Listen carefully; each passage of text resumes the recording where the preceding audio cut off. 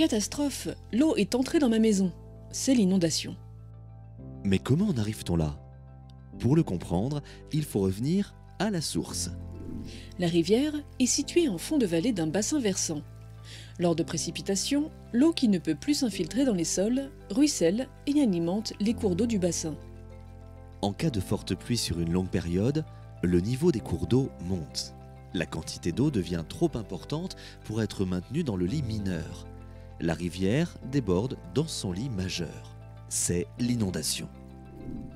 On distingue deux types de crues, les crues lentes et les crues rapides.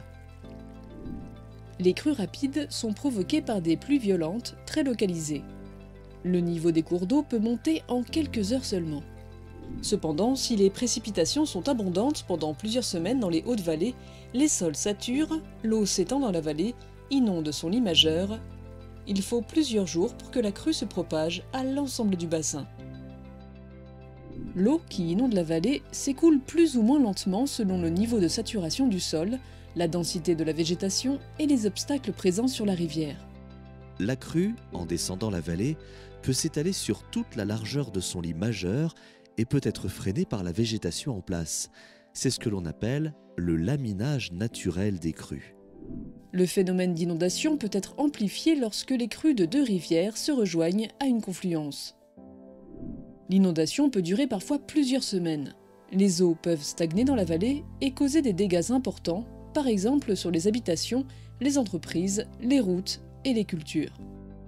En effet, si la crue est un phénomène naturel, les impacts se sont amplifiés en raison du développement des activités humaines dans ces zones.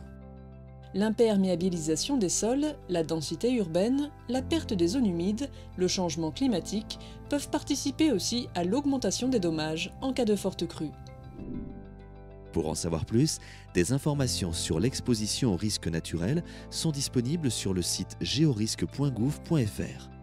Et pour connaître les bons réflexes en cas d'inondation, un clic sur inondation.net.